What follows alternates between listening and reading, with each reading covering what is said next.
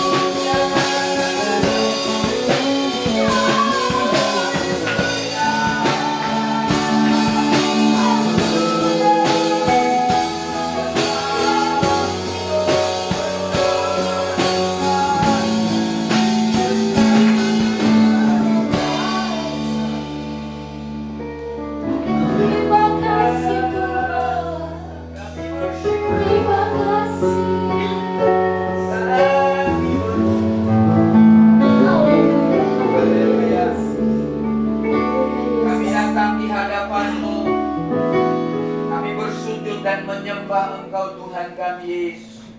Terima kasih Roh Kudus hadir di tengah-tengah kami. Kehadiran-Mu akan menjamah, memulihkan, menyegarkan jiwa kami, membuat kami semakin dapat merasakan. Dan kami mau hari ini kehadiran-Mu bukan hanya memulihkan, tapi menyembuhkan hidup kami, menyembuhkan seluruh sakit penyakit kami, sehingga kami dapat bersorak-sorai hari ini. Kami mau menikmati kemuliaan di tengah-tengah kami Tuhan. Di tengah-tengah ibadah ini, setiap pujian, setiap firman yang kami dengar hari ini akan menyegarkan kami, akan menguatkan kami, akan membuat kami semakin dekat dan sungguh-sungguh kepada Tuhan. Kami siap mempersiapkan hidup kami, iman kami, menyambut kedatangan Tuhan kali yang kedua. Terpujilah nama-Mu, hamba menyerahkan ibadah ini dari awal pertengahan sampai akhirnya hanya di dalam nama Bapa, Putra dan Roh Kudus. Haleluya. Amin. Amin. Amin.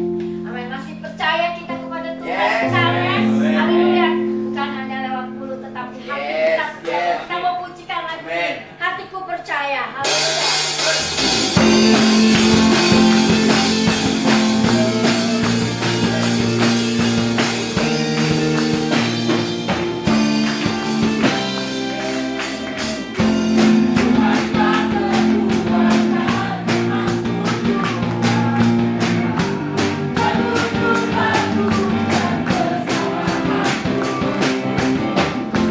Hanya padamu kami percaya.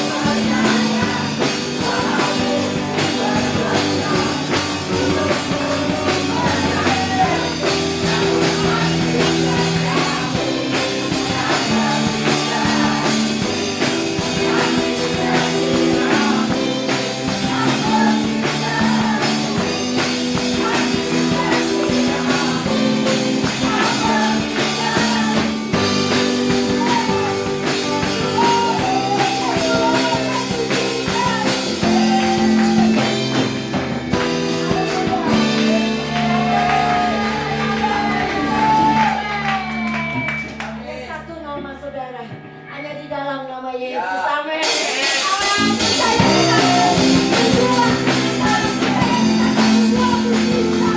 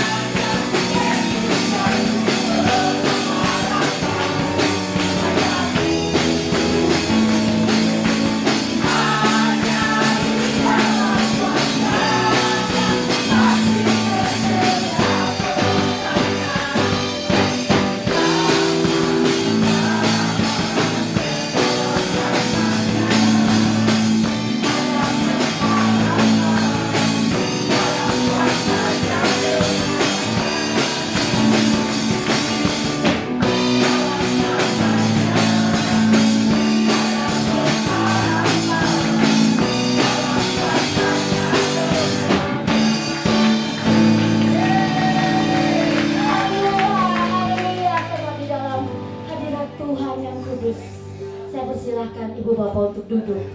Tapi di dalam kuasa Roh Kudus yang menguasai kita.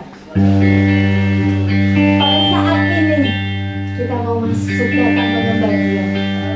Merasakan kuasanya, merasakan hadiratnya dan menerima kemenangan daripadanya.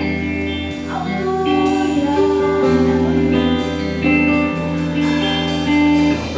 Haleluya.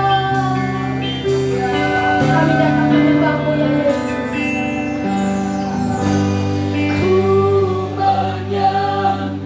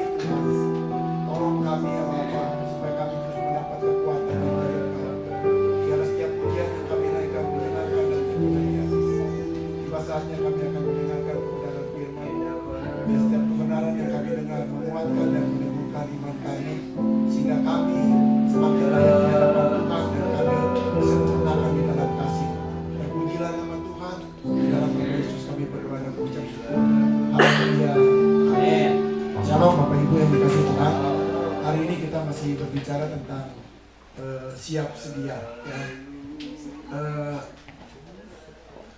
Ya, setiap kita diminta untuk selalu siap sedia. Siap sedia itu artinya kita selalu update dengan perkembangan-perkembangan yang terjadi, tentang berita-berita yang sebagai orang percaya kita harus mengikuti, jangan tidak peduli gitu ya dengan kejadian-kejadian yang ada, baik di lokal maupun di seluruh dunia ya.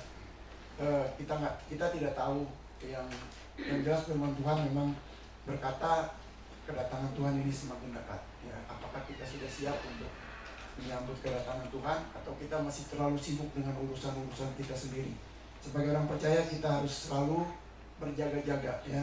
Kata lain dari siap sedia itu berjaga-jaga, waspada atau siaga ya, atau agak di bahasa terjemahan lama berawas-awas gitu ya, berawas-awaslah, berhati-hatilah ya, jangan sampai kita tertidur, jangan sampai kita lengah seperti yang terjadi dengan 5 wanita yang bodoh ya.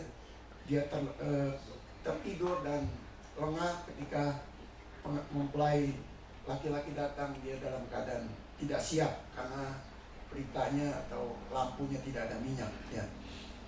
Ya, kita tahu kedatangan Tuhan ini semakin dekat. Sekarang kita sedang hidup dalam hari-hari terakhir pada zaman akhir. Ya, atau kita sudah ada di gerbang akhir zaman gitu ya. Jadi mari kita mau sungguh-sungguh ya mempersiapkan diri kita sebagai umat yang dilayakkan oleh Tuhan untuk lebih mendekatkan diri kepada Tuhan. Nah, banyak orang bertanya-tanya dan berkata bahwa sudah dari zaman dahulu ya, kita sudah mendengar tentang kerajaan Tuhan sudah dekat, Tuhan sebentar lagi datang. Bahkan di zaman Yohanes Pembaptis pun sudah berteriak-teriak, berseru-seru gitu ya, bertobatlah karena kerajaan Allah sudah dekat ya. Dan sekarang semakin dekat gitu ya, dekatnya udah bukan dekat lagi, kita semakin dekat. Itu sebabnya kita harus selalu update gitu ya dengan kejadian-kejadian yang terjadi. Kalau mungkin saudara mendengar perang Rusia dengan Ukraina, sekarang Israel dengan Hamas gitu ya. Yang kita nggak tahu apakah ini sebagai tanda-tanda gitu ya. Tapi kita harus peka dengan tanda-tanda yang terjadi ya. Seperti kita melihat kalau cuaca mendung itu tandanya mau hujan gitu. Kalau kita lihat tanda-tanda yang lain, tanda-tanda bahaya. Kedatangan Tuhan bisa menjadi sesuatu yang bahaya buat kita kalau kita lengah. Bisa juga menjadi sesuatu yang menyenangkan ketika kita berjaga-jaga dan kita siap sedia ya. Jadi memang firman Tuhan menyatakan demikian bahwa memang kerajaan Allah sudah dekat ya. Bahkan di zaman Nabi Nuh pun ya itu terjadi ya, pemusnahan manusia di zaman itu ketika Nuh mengajak orang-orang yang ada di sekitarnya untuk bertobat dan lain sebagainya. Tetapi malah kebalikannya, Nuh diejek gitu ya.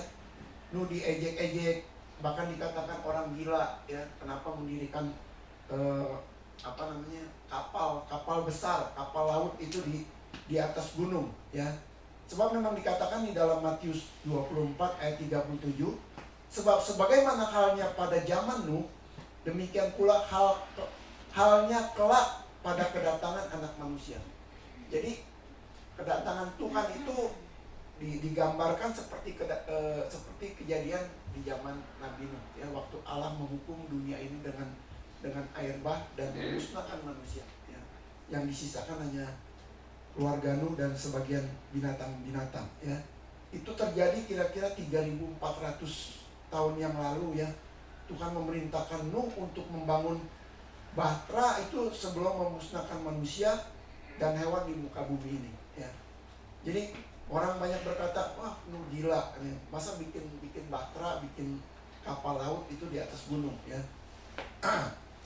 Tuhan bahkan menyuruh Nuh membuat bahtera itu dengan petak-petak di dalamnya ya.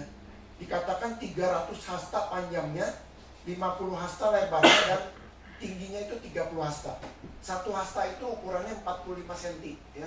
Biasanya satu lengan sampai sini 45 cm ya. Nah, jadi panjangnya kira-kira tuh kalau diukur dengan meter 135 meter panjang bahteranya ya. Lebarnya 22,5 meter dan tingginya 13,5 meter. Ya, dibuat menjadi 3 lantai. Kurang lebih itu kapal itu kalau sekarang saudara bayangkan itu seperti lapangan sepak bola. Ya, jadi kebayang nggak di zaman itu ya, luar biasa gitu. Dengan peralatan yang terbatas, belum ada mesin potong kayu dan lain sebagainya, semua dikerjakan dengan manual. Tapi Nuh bisa membuat kapal seluas lapangan bola, ya. Dan itu dibuat 3 lantai, ya. Saya yakin Nuh bukan orang yang ahli bikin kapal, ya, karena nggak punya keahlian. Tetapi ya, karena Tuhan yang memerintahkan dan Tuhan menyertai Nuh, itu bisa terjadi. Kapal 3 lantai, lebar luasnya seperti lapangan sepak bola, dan dikerjakan tuh manual. Zaman dulu nggak ada mesin, ya. Jadi perkara yang luar biasa. Tuhan mempersiapkan sebuah bahtera untuk dikerjakan oleh Nuh, karena Tuhan sudah muak, dan dikatakan Tuhan menyesal waktu itu karena menciptakan manusia. Tuhan ingin membinasakan manusia. Dan di saat ini juga kita nggak tahu apakah Tuhan juga sudah muak dengan manusia yang terlalu jahat dan serakah dan ya banyak kepentingan-kepentingan, ya. Ini sebagai tanda-tanda akhir zaman. Kita lihat manusia semakin tamak, semakin serakah, dan tidak peduli dengan akhir zaman dan lain sebagainya. Nah, kita sebagai anak Tuhan harus update dan harus harus peduli melihat tanda-tanda yang terjadi, supaya kita tidak menyesal, tidak menjadi sesuatu yang membahayakan diri kita, ya, kalau kita update terus. Jadi demikian pula halnya kelak dikatakan pada kedatangan anak manusia, seperti halnya pada zaman Nuh. Tuhan minta kita supaya selalu berjaga-jaga, ya. Nah, kedatangan Tuhan sebenarnya, kedatangan Tuhan yang sebentar lagi ini digambarkan seperti ya peristiwa-peristiwa yang mirip terjadi dengan penghukuman manusia dengan air bah, ya. Nah, saudara dan saya tidak tahu memang kapan hari dan waktunya Tuhan Yesus datang. Tuhan hanya suruh kita berjaga-jaga, bersiap sedia. Berawas-awaslah kita, ya, menghadapi. Jangan sampai kita jatuh di akhir zaman ini. Jangan sampai kita jauh dari Tuhan. Jangan sampai kita mundur dari Tuhan. Tapi malah kita melihat tanda-tanda yang terjadi ini, kita harus semakin dekat dengan Tuhan. Amin. Usahakan kita terus mendekatkan diri dengan Tuhan, ya. Kita tidak tahu kapan Tuhan datang. Kita hanya melihat, tadi saya katakan, dari tanda-tanda yang akan terjadi, ya. Di dalam Matius 24 ayat 42 dikatakan, Matius 24 ayat 42, karena itu berjaga-jagalah, sebab kamu tidak tahu pada hari mana Tuhanmu datang, ya. Kita harus berjaga-jaga.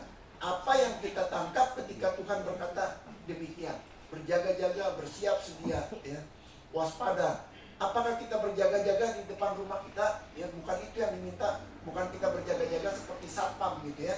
Tetapi kita berjaga-jaga mempersiapkan diri kita, ya. Tubuh, jiwa, dan roh kita siapkan.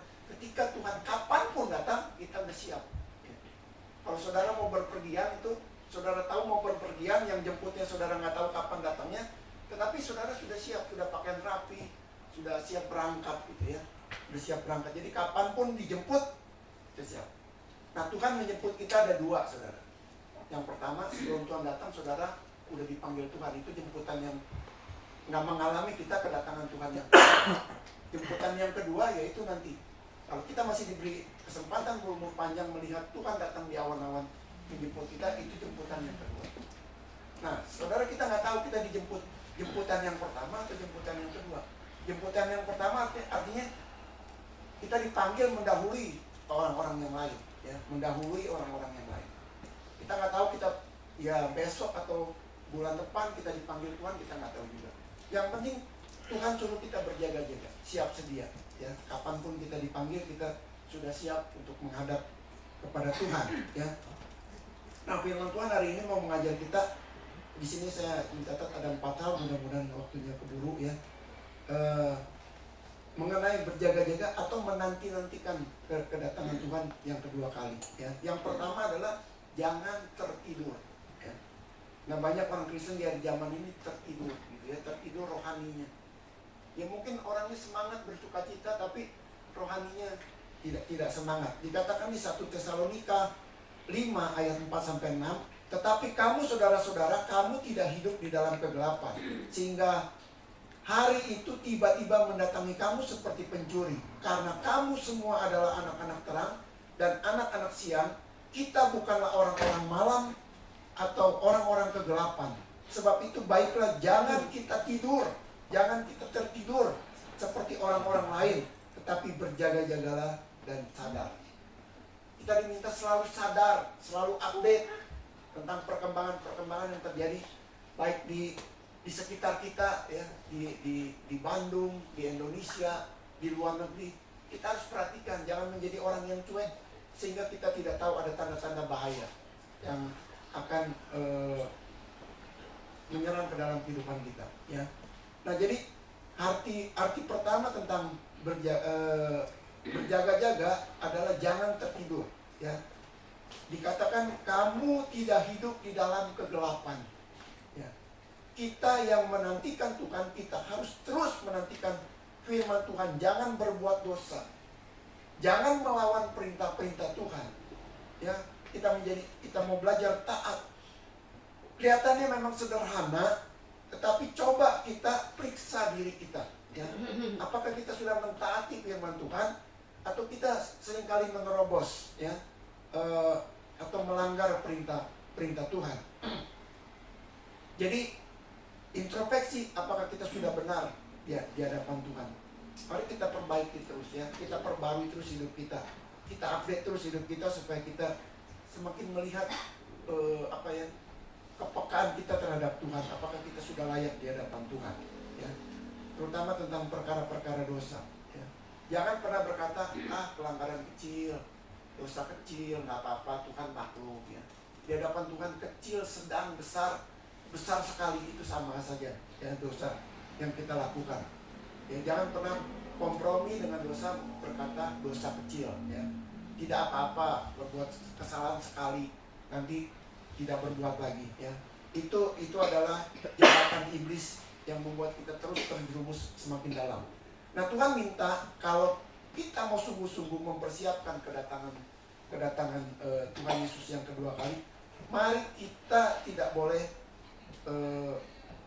main-main lagi yang namanya dengan dosa ya.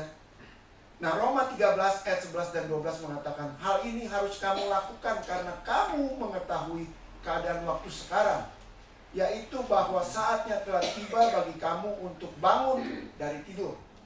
Sebab sekarang keselamatan sudah lebih dekat bagi kita daripada waktu kita menjadi percaya. Hari sudah jauh malam, telah hampir siang. Sebab itu marilah kita menanggalkan perbuatan kegelapan dan mengenakan perlengkapan senjata terang ya. Dikatakan hari udah jauh malam, udah hampir pagi, udah hampir terang.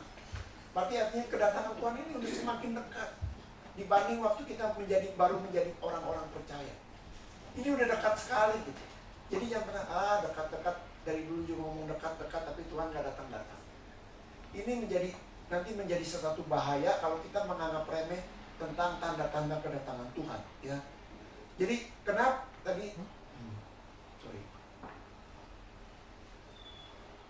kita harus bangun dari tidur ya? Karena hari dikatakan sudah jauh malam, udah hampir siang, udah hampir pagi, hampir terang ya.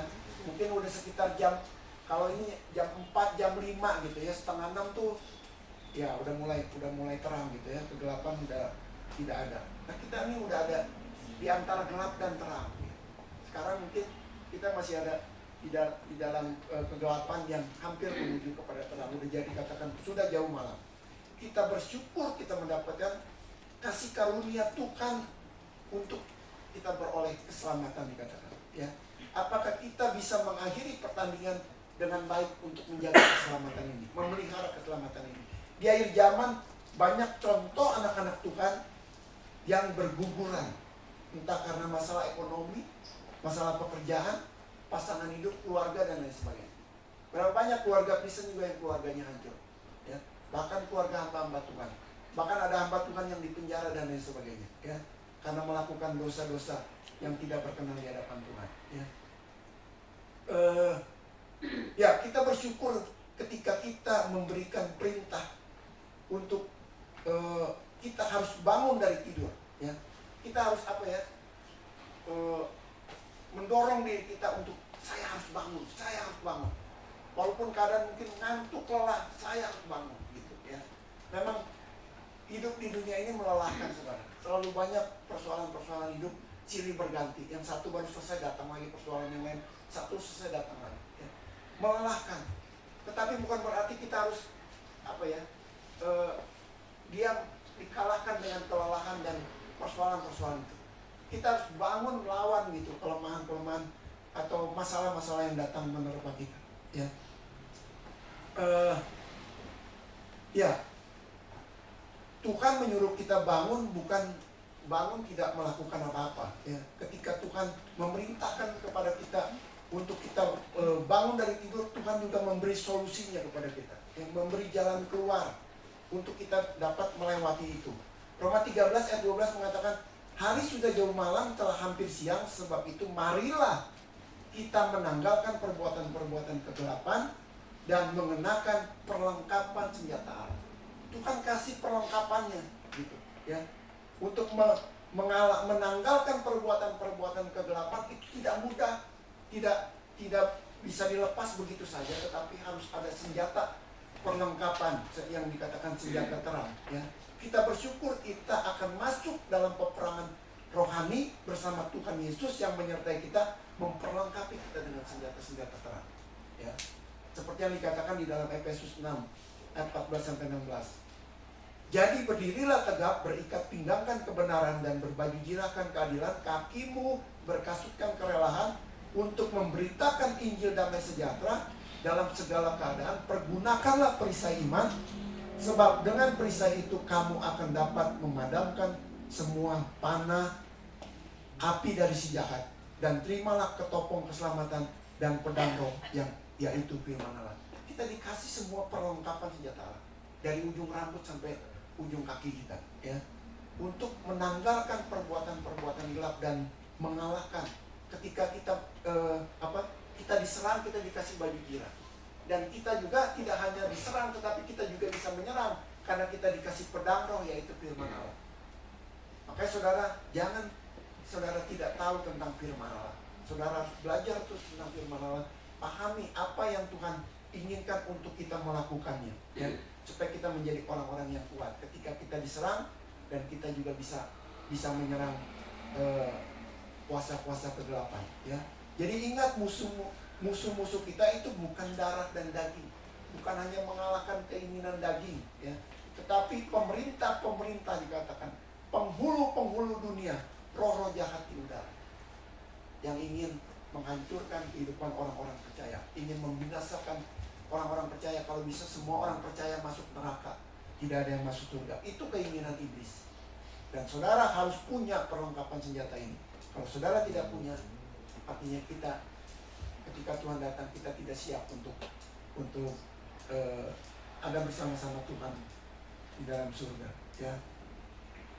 Nah, Rasul Paulus mengingatkan kepada kita, memerintahkan kepada kita, kerjakanlah keselamatan. Keselamatan ini harus dipelihara. Apakah keselamatan bisa hilang? Bisa, kalau saudara tidak pelihara. Keselamatan itu akan diambil oleh orang, ya, atau diberikan kepada orang lain. Nah, Tuhan sudah menganugerahkan keselamatan kita tanpa bayar. Tuhan menganugerahkan dengan cuma-cuma. Tetapi apakah kita mau mengerjakan keselamatan itu, ya, dengan pengorbanan? Yang kedua adalah bersiap sedia adalah, atau berjaga-jaga adalah bersungguh-sungguh mempersiapkan hidup kita, ya. Berjaga-jaga mempersiapkan hidup kita. Matius 25 ayat 10-13. Akan tetapi waktu mereka sedang pergi, ini cerita tentang 10 wanita yang bawa berita, ya, 5 bijak dan 5 bodoh. Akan tetapi waktu mereka sedang pergi untuk membelinya, ini 5 yang wanita yang 5 yang bodoh itu, ya. Datanglah mempelai itu, dan mereka yang telah siap sedia masuk bersama-sama dengan dia dengan mempelai laki-laki ke ruang perjamuan kawin. Lalu pintu ditutup. Kemudian datanglah gadis-gadis yang lain juga, yang bodoh ini, itu berkata, "Tuan, Tuan, bukakanlah kami pintu." Tetapi Tuhan itu menjawab, dikatakan, "Aku berkata kepadamu, sesungguhnya aku tidak mengenal kamu. Karena itu berjaga-jagalah, sebab kamu tidak tahu akan hari maupun akan saat." Saudara, wanita yang bodoh ini dan wanita yang bijak ini sama-sama orang percaya, sama-sama ingin menyambut kedatangan Tuhan. Tetapi yang 5 tidak siap, yang 5 ini siap. Saudara, jangan terlalu pede sama diri sendiri, merasa diri itu hebat, benar, dan lain sebagainya. Menganggap kita ini pasti masuk surga, seperti wanita yang bodoh ini. Dia yakin dia pasti masuk ke dalam ruang perjamuan itu. Tapi pada kenyataannya dia tidak siap. Dia lalai, dia tertidur. Ya, rohaniannya tidak siap. Jadi jangan kita ini menjadi orang yang sia-sia. Sekian lama ikut Tuhan, bahkan dari sekolah minggu sampai seumur seperti sekarang ini.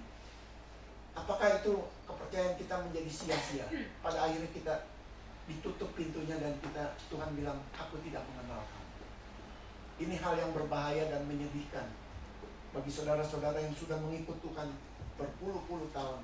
Tetapi ketika Tuhan datang, kita tidak diajak bersama-sama dengan Tuhan. Ya. Jadi kapanpun Yesus datang, kita harus siap. Siap, selalu update, saudara, saya katakan. Jangan seperti anak kecil yang tidak tahu bahaya. Anak kecil itu tidak tahu bahaya. Dia tidak tahu makanan itu beracun atau tidak. Dia tidak tahu itu kalau nyebrang jalan itu bisa ditabrak atau tidak. Anak kecil itu nggak tahu. Karena dia nggak punya kepekaan. Tapi kalau kita mau menjadi orang-orang yang dewasa di dalam Tuhan, kita harus punya kepekaan. Terutama akan kedatangan Tuhan. Ya. Mempersiapkan diri dengan hidup kita.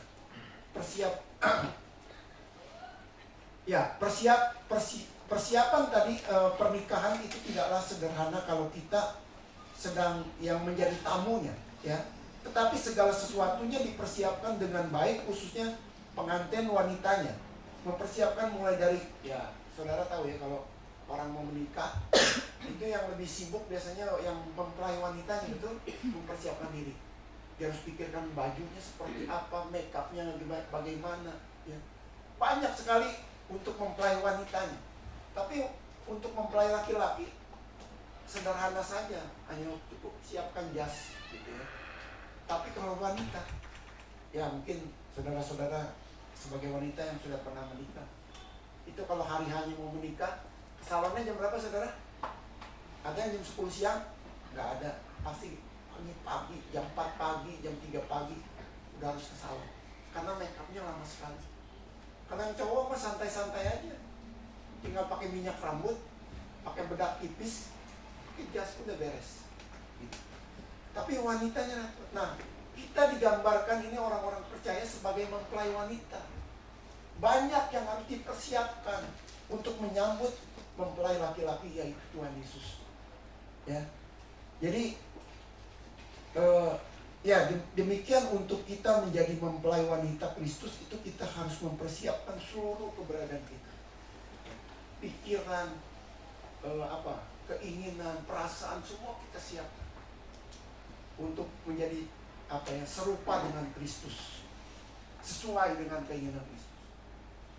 Tuhan nggak mau nyambut kita ketika lihat mempelainya compang-camping, tidak rapi gitu ya, rambutnya acak-acakan. Mana ada mempelai yang mau menyambut tamu tidak pakai baju pengantin, mungkin hanya pakai baju biasa. Yang namanya mau berpesta itu harus mempersiapkan diri dengan sedemikian rupa, ya. Nah, di dalam Tesalonika 5 ayat 23 dikatakan, "Semoga Allah damai sejahtera menguduskan kamu seluruhnya, dan semoga roh, jiwa, tubuhmu terpelihara sempurna dengan tak bercacat pada kedatangan Kristus Yesus Tuhan kita."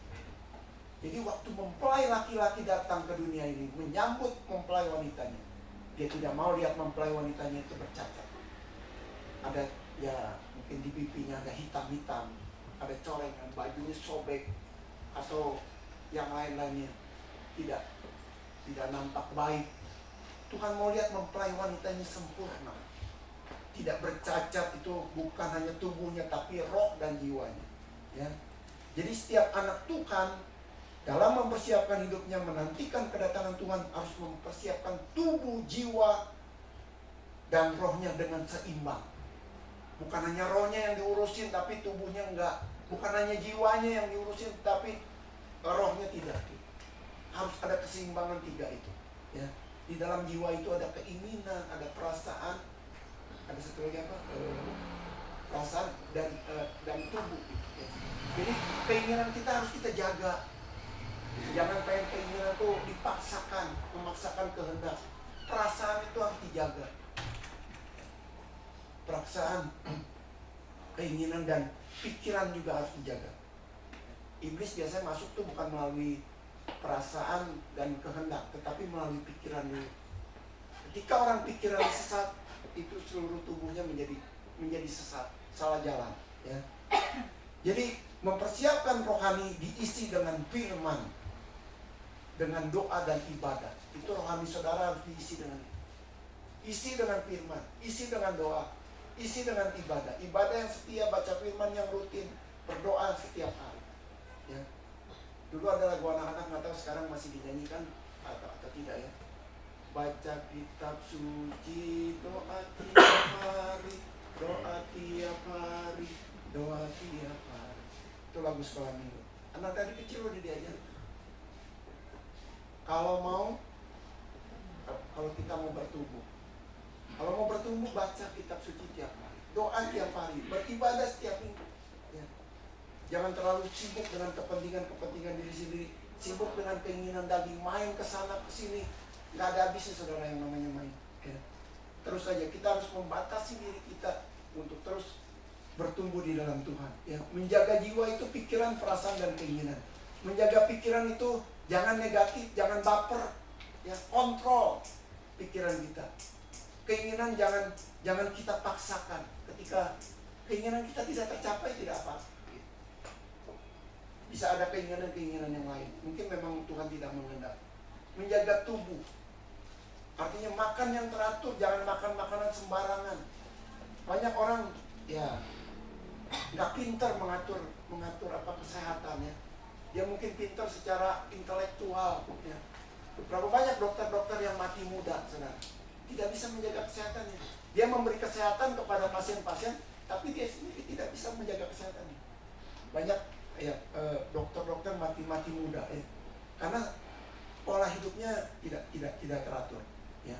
Jadi harus menahan hawa nafsu, ya.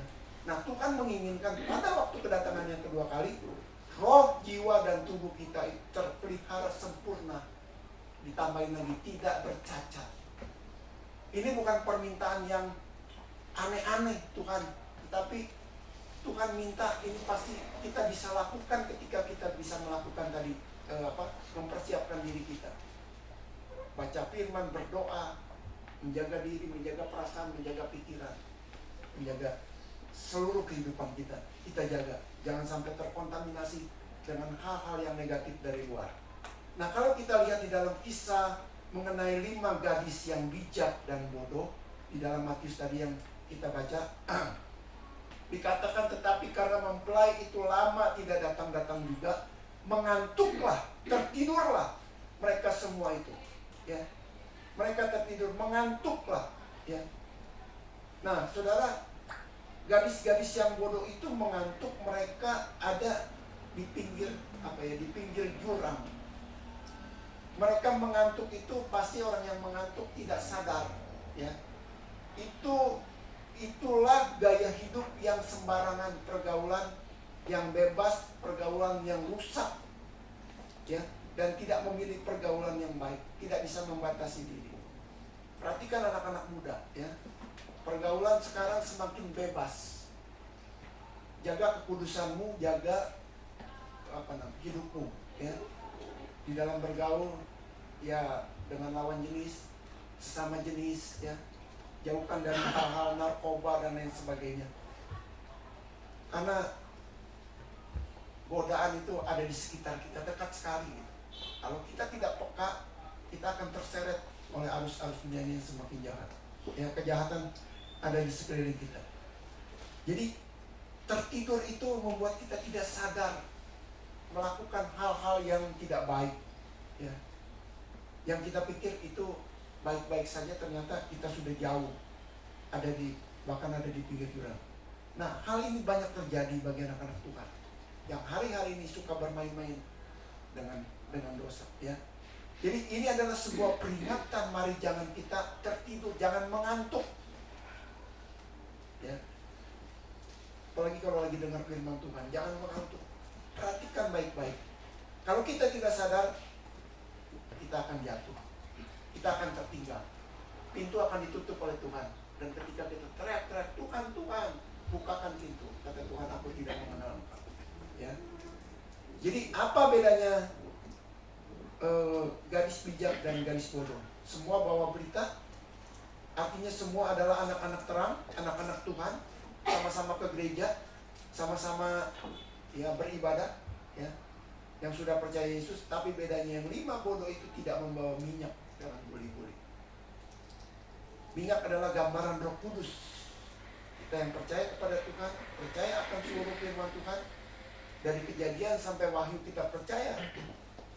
Kita percaya bahwa Roh Kudus yang memberikan pada kita, dan Roh Kudus yang menjadi penolong, menjadi penghibur, menjadi penasehat, menjadi Tuhan yang membimbing kita. Nah, firman Tuhan katakan, tidak tahukah bahwa tubuhmu adalah bait Roh Kudus? Roh Kudus itu bersemayamnya di mana? Di dalam tubuh kita. Bukan ada di mana-mana, ada di tubuh kita. Kita kalau punya kepekaan, biarkan Roh Kudus memimpin hidup kita ke dalam seluruh kebenaran. Maka hidup kita akan terus disempurnakan oleh Tuhan. Amin. Roma 8 ayat 5. Sebab mereka yang hidup menurut daging memikirkan hal-hal yang dari daging, mereka yang hidup menurut roh memikirkan hal-hal yang dari roh. Nah, ini kuncinya, ya. Kalau engkau sungguh-sungguh memiliki buah-buah Roh Kudus, saudara harus memikirkan perkara-perkara yang dari Roh Kudus. Kalau memang Roh Kudus bersemayam di dalam tubuh kita, artinya kita harus memikirkan hal-hal yang dari Roh Kudus. Dalam diri manusia yang paling jahat adalah pikiran, ya. Dan pikiran akan timbul pikiran untuk berbuat baik atau berbuat jahat. Itu semua ada di dalam pikiran. Firman Tuhan katakan, kalau hidupmu dipimpin oleh Roh Kudus, ya, maka hanya pikiran perkara-perkara yang dari Roh Kudus yang kita miliki, yaitu pikiran dan perasaan yang seperti Yesus. Saudara bisa paham ya apa yang saya sampaikan, ya. Jadi kalau Roh Kudus ada di dalam kita, biarkan Roh Kudus memimpin kehidupan kita. Kita dituntun oleh Roh Kudus, maka kita diberi kepekaan, kita diingatkan ketika kita salah. Ketika kita melenceng jauh, Roh Kudus ingat, kamu udah melenceng, balik. Ya. Mungkin Roh Kudus ya jeleknya seperti tukang parkir, saudara, ya. Walaupun di mobil saudara udah ada kaca spion depan, atas, kiri, kanan, ya, tetap aja kalau orang parkir tuh diaturin mundur, kanan, kiri. Mungkin seperti itu, saudara, ya. Kita diatur oleh Roh Kudus kalau kita mau diatur. Kalau kita nggak mau diatur, ya nggak ada tukang parkir, saudara mungkin bisa nyenggol mobil yang lain atau nabrak tembok dan lain sebagainya, ya. Nah, jadi sebab jika kamu hidup menurut daging, kamu akan mati. Tetapi jika oleh roh kamu mematikan perbuatan-perbuatan tubuhmu, kamu akan hidup. Kalau kita mau hidup terus sampai Tuhan memanggil kita, bahkan sampai Tuhan datang kedua kali, maka kita menjadi orang-orang yang berbahagia di hadapan Tuhan. Amin. Kalau saudara mau terus hidup, ya, kita harus berdoa, menyembah. Kata Tuhan, kata firman Tuhan, menyembah di dalam roh dan kebenaran. Maka dengan sendirinya perbuatan-perbuatan daging itu akan, penyembahan saudara itu akan mengusir kuasa-kuasa kegelapan yang ada di sekitar kita. Daud berkata, sekarang aku tahu bahwa oleh pengurapan aku memperoleh kemenangan lepas kemenangan. Daud hidup dalam pengurapan Tuhan. Daud badannya kecil, tidak segagah Salomo, tidak segagah Goliat. Tapi ketika Tuhan menyertai Daud, dia bisa mengalahkan sesuatu yang tidak mungkin, ya. Daud diurapi oleh Tuhan. Roh Tuhan ada di dalamnya, ya. Roh Tuhan ada di dalam daun. Ketika kita menang terhadap ada roh jahat, hanya Roh Kudus yang ada yang bersama. Kita nggak akan bisa mengalahkan roh jahat ketika kita tidak memiliki Roh Kudus dan Tuhan tidak menyertai kita. Yang ketiga, waspada akan ketamakan. Mari kita siap sedia, kita berjaga-jaga dan waspada terhadap ketamakan. Tahu ya tamak ya? Tamak tuh kalau porsi saudara makan sepiring tuh udah ini cukup kenyang gitu. Tapi kalau orang tamak dijojelin terus sampai 2 piring gitu. Udah 2 piring pulang masih ngebungkus. Ya. Udah ngebungkus 1, dia ingat anak-anaknya ada 5 di rumah, bungkus lagi yang banyak. Itu namanya tamak. Tidak mikirkan orang lain, hanya mikirkan diri sendiri saja. Masa bodoh orang lain nggak kebagian, yang penting saya dapat banyak. Itu namanya tamak ya. Tamak tuh dengan serakah, nggak mikirin orang mau sengsara mau gimana, masa bodoh. Ya seperti ada bantuan-bantuan sosial ya, bansos. Seringkali dipotong gitu. Padahal bansos itu untuk orang-orang miskin, tapi dipotong-potong gitu sampai sisanya tinggal sedikit sekali. Terserah mau makan atau nggak makan. Lukas 12 ayat 15 dan selanjutnya. Katanya lagi kepada mereka, berjaga-jagalah dan waspadalah terhadap segala ketamakan. Sebab walaupun seorang berlimpah-limpah hartanya, hidupnya tidaklah tergantung daripada kekayaannya itu. Kemudian ia mengatakan kepada mereka sesuatu perumpamaan, katanya, ada orang kaya tanahnya berlimpah-limpah hasilnya. Ia bertanya dalam hatinya, apakah yang harus aku perbuat? Sebab aku tidak mempunyai tempat di mana aku dapat menyimpan hasil tanahku. Lalu katanya, inilah yang akan aku perbuat. Aku akan merombak lumbung-lumbungku dan aku akan mendirikan yang lebih besar, dan aku akan menyimpan di dalamnya segala gandum dan barang-barangku. Sesudah itu aku akan berkata kepada jiwaku, jiwaku ada padamu banyak barang tertimbun untuk bertahun-tahun lamanya. Beristirahatlah, makanlah, minumlah, bersenang-senanglah. Tetapi firman Tuhan Allah berkata, hai engkau orang bodoh, orang kaya yang tamak, yang bodoh, pada malam ini juga jiwamu akan diambil daripadamu. Dan apa yang telah kau sediakan untuk siapakah itu nanti? Demikianlah jadinya dengan orang yang tamak atau yang mengumpulkan harta bagi dirinya sendiri, jikalau ia tidak kaya di hadapan Allah. Yang percaya katakan amin. Saudara harus kaya di hadapan Allah, bukan kaya mengumpulkan harta di muka bumi ini, menumpuk harta. Seperti orang kaya ini, dia bingung karena hartanya berlimpah-limpah, taruh di mana ya? Harusnya dibagi-bagi saudara, karena melimpah. Walaupun dia bagi-bagi, dia tidak akan berkekurangan. Tetapi dia mikirkan taruh di mana, dia sediakan tempat lagi yang gede. Dia bikin lagi lumbung-lumbung untuk jangka panjang. Nah ini orang kaya yang penuh kekhawatiran gitu ya, dalam jangka panjang. Dia pikir hidupnya masih lama. Tapi kata Tuhan ketika dia mempersiapkan semua itu, hari ini juga aku panggil engkau balik. Ya, dipanggil oleh Tuhan. Hartanya tidak bisa dimiliki sia-sia. Ya kita tahu lah, banyak konglomerat di Indonesia ini yang terus tamak ya mengumpul. Dia tidak ingat bahwa umur manusia itu terbatas. Ya ada seorang konglomerat ketika dia meninggal, anaknya pernah ribut, berantem, berebut warisan. Kalau saya sebut namanya, saudara pasti tahu. Berebut warisan, bahkan yang anak yang tidak sah, istilahnya di luar nikah, minta jatah karena hartanya begitu banyak. Ya. Saya nggak tahu dia urutan beberapa orang terkaya di Indonesia, tapi kaya. Setelah meninggal itu jadi malapetaka ya, harta kekayaan, karena dia tidak kaya di hadapan Allah. Tapi firman Tuhan hari ini mengingatkan, jangan menumpuk hartamu di bumi, karena ngengat dan karat merusakkannya. Tapi kumpulkanlah hartamu di dunia, di surga, karena di sana tidak ada mengat dan karat, yaitu kita menjadi orang-orang yang kaya di hadapan Allah.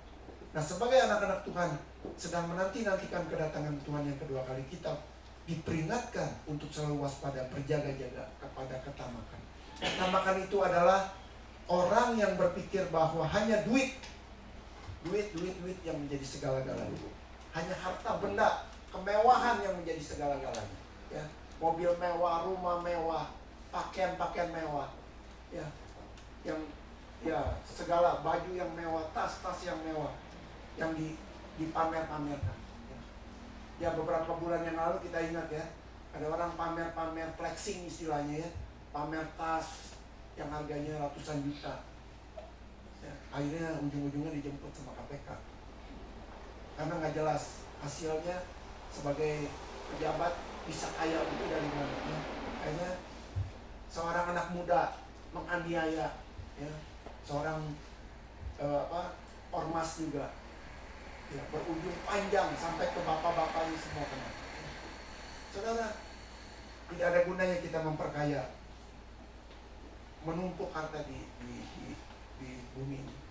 Apalagi sebentar Tuhan akan datang, semua akan kita tinggalkan. Karena dibilang darah dan daging tidak bisa masuk ke dalam surga. Harta-harta duniawi yang fana ini tidak bisa masuk surga. Hanya roh kita yang bisa sampai ke surga. Karena roh itu berasal dari Allah dan kembali kepada Allah. Yang bukan berasal dari Allah tetap tinggal di dalam muka bumi ini. Ya, jadi kita harus memiliki sikap hati yang benar terhadap uang. Jangan tamak terhadap barang-barang, terhadap makanan. Kita diberkati Tuhan untuk menjadi saluran berkat. Amin. Dalam kitab Kejadian, Ishak menabur dan diberkati Tuhan. Makin hari kekayaannya makin banyak. Ya, bahkan di musim kelaparan pun Ishak diberkati oleh Tuhan. Mari kita sungguh-sungguh melakukan firman Tuhan supaya kita jadi berkat. Kita terima itu, kita jadikan benih. Ketika saudara menjadi berkat, artinya saudara sedang menabur. Ya. Saya banyak saudara mengalami. Kadang kalau saya ingat kebaikan Tuhan tuh saya ingin menangis, terharu. Karena Tuhan, saya menabur tuh kok nggak banyak, tapi Tuhan kasihnya lebih banyak dari apa yang saya tabur. Firman Tuhan nggak salah. Dikatakan berapa? 30 kali ganda, 60 kali ganda, terus yang terakhir berapa? 100 kali ganda. Artinya gini, saudara ngasih 1.000, dikasih sama Tuhan 100.000. Ada nggak bank yang kasih bunga berapa persen tuh ya? Kalau nabung 1.000, bunganya 100.000, ada nggak bank yang kayak gitu? Itu persentasenya tinggi sekali. Dan ini yang Tuhan lakukan bagi kita. Cuma masalahnya orang nggak berani. Nabur benih itu rasanya berat. Ya, nanti saudara baca tuh jemaat di Makedonia, itu luar biasa. Dia menderita, bukan menderita ya, hidup dalam kemiskinan, tapi hatinya penuh dengan apa ya? Dengan ingin memberi, menjadi berkat. Oke, lanjut. Ya, kalau engkau seperti orang kaya yang bodoh tadi, yang tamak, yang punya uang dan punya hasil tanah yang melimpah, dia membangun gudang, bangun lumbung, memperkaya diri, dan tiba-tiba malam itu, ya, nyawanya dicabut daripadanya. Dia akhirnya masuk dalam tanah yang dia buat. Dia hanya masuk dalam tanah yang ukuran 1 meter kali 2 meter. Ya. Selesai begitu saja, hartanya udah ditinggal begitu saja, tidak bisa dikelola lagi, tidak bisa dinikmati. Ya. Ketika engkau diberkati, mari menabur di tempat yang tepat, di waktu yang tepat. Ya, kadang memang orang salah menggunakan. Ketika orang tahu kita nih orang yang gampang memberi berkat kepada orang lain, kita seringkali dimanfaatkan. Ya. Nggak apa-apa saudara, berkat itu tetap Tuhan gantikan ketika kita disalahgunakan oleh orang-orang yang memang memanfaatkan berkat-berkat yang diberikan. Jagalah dirimu, Lukas 21 ayat 34, jagalah dirimu supaya hatimu jangan syarat oleh pesta pora, kemabukan, serta kepentingan-kepentingan duniawi. Supaya hari Tuhan jangan datang tiba-tiba, jatuh ke atas dirimu seperti suatu jerat. Nah, ini yang saya bilang berbahaya.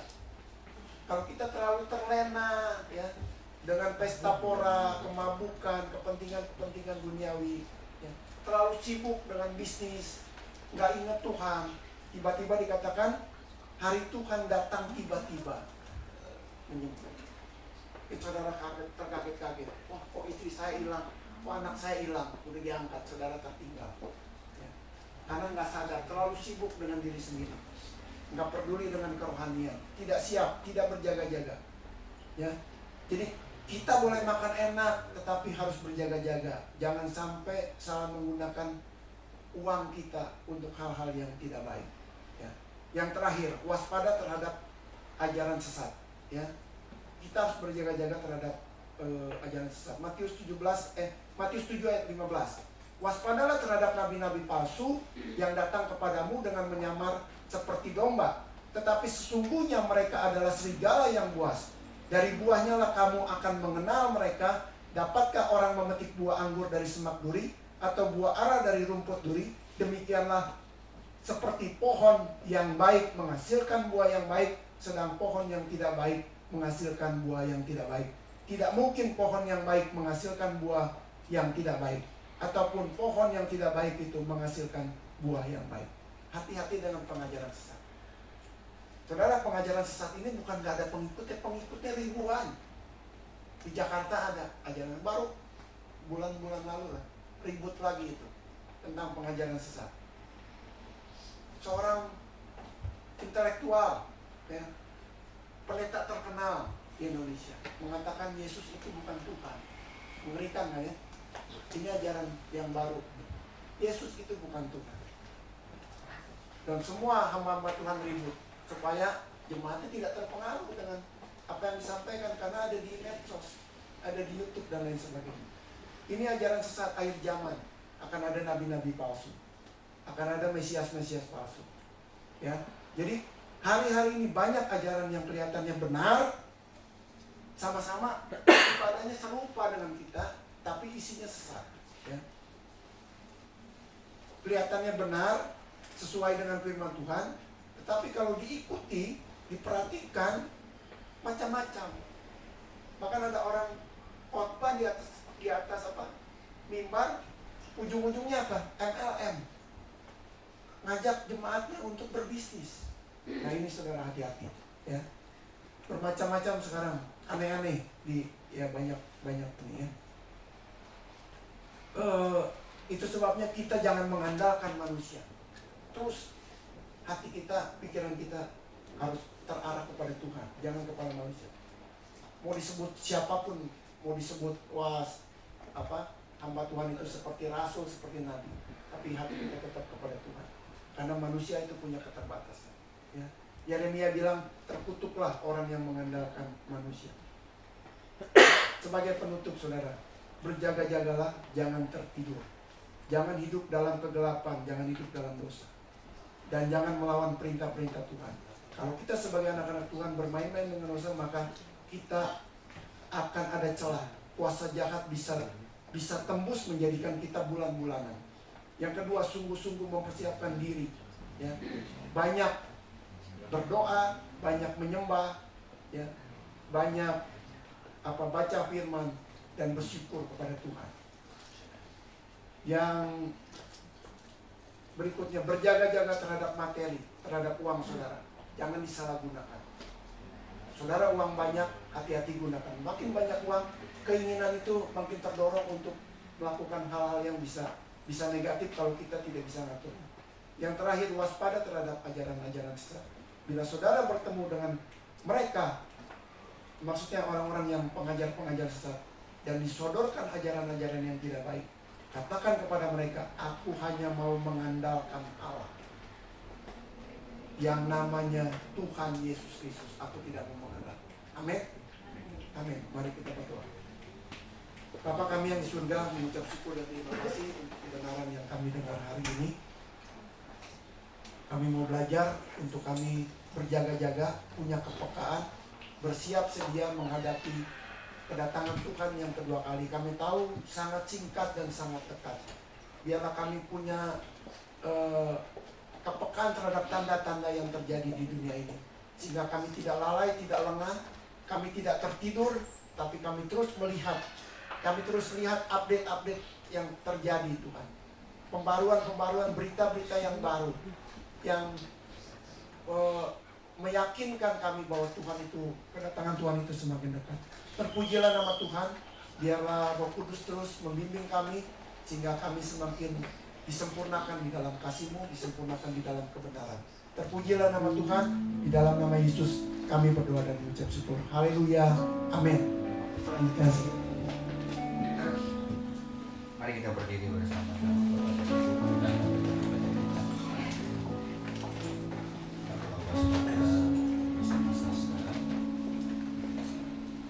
Bapa di dalam surga, hari ini kami sudah mendengarkan firman. Kami harus terus, iman kami harus terus terjaga, iman kami harus terus terpelihara, iman kami harus terus sungguh-sungguh, hati kami harus terus terpaut hanya kepada Tuhan. Kami tahu ada banyak persoalan, ada banyak masalah, ada banyak tantangan, ada banyak persoalan. Tapi kami mau tetap percaya kepada firman. Kami mau tetap percaya kepada janji. Kami mau tetap bersandar sepenuhnya kepada Tuhan Yesus. Berkat-Mu di atas bisnis kami, berkat-Mu ada di atas usaha kami, berkat-Mu ada di atas pekerjaan kami, berkat-Mu ada di atas rumah tangga kami masing-masing, berkat-Mu ada di atas pernikahan kami, berkat-Mu ada di atas pelayanan kami, berkat-Mu juga ada di atas seluruh hidup kami, di atas doa kami. Biarkan apapun yang kami lakukan, sekali lagi Tuhan sertai kami, karena penyertaan-Mu lah yang memastikan kami berhasil. Terpujilah Tuhan. Kuatkan sekali lagi iman kami di tengah-tengah kondisi yang sangat tidak menentu ini, di tengah-tengah kondisi yang sangat menekan ini, di tengah-tengah kondisi yang sangat berat ini. Kami mau tetap percaya dan bersandar dan berseru hanya kepada Tuhan kami Yesus Kristus, karena Engkau sudah berjanji bahwa Engkau akan menolong kami. Bapa, hari ini akan kami tinggalkan tempat ini. Sepanjang minggu ke depan, kami tahu ada banyak hal yang mungkin terjadi. Minggu yang lalu sudah banyak terjadi, dan minggu ini mungkin banyak hal yang terjadi. Tapi kami mau hati kami hanya terpaut kepada Tuhan. Kami mau tetap terjaga, kami mau tetap awas, karena memang dunia ini ingin merebut, ingin menjangkau kami, ingin menarik kami, supaya kami tidak ada di dalam hadirat. Kami mau ada di dalam hadirat, sekalipun berat bagi kami. Kami mau ada di dalam firman, sekalipun mungkin agak berat bagi kami untuk menghidupi firman. Tapi hanya itulah yang membuat kami pasti bisa menang. Kami bisa pasti kuat. Kami bisa pasti tetap menatap ke depan bersama dengan Engkau. Tuntun kami Bapa, genggam tangan kami. Dalam nama Yesus, kami serahkan tubuh jiwa roh kami, seluruh hati kami, hidup kami, perjalanan iman kami. Angkatlah tanganmu Bapa dan Ibu. Jangan takut, jangan khawatir. Sekalipun engkau tidak dapat merasakan dan melihat penyertaan Tuhan, Dia tetap menyertai-mu. Dia tetap di pihakmu. Tangannya tidak pernah lepas darimu. Pelukannya tidak pernah lepas darimu. Oleh sebab itu pulanglah kekasih Tuhan. Pulanglah mempelai Tuhan. dengan membawa berkat dari Allah Bapa kita, kasih sayang dari Yesus Kristus, serta persekutuan dari Roh Kudus akan menjaga hidup, menyertai dan memberikan kekuatannya kepadamu mulai dari saat ini sampai Maranatha Tuhan Yesus datang kali yang kedua. Diberkatilah engkau hari ini sampai selama-lamanya. Haleluya. Mari kita sama-sama katakan amin.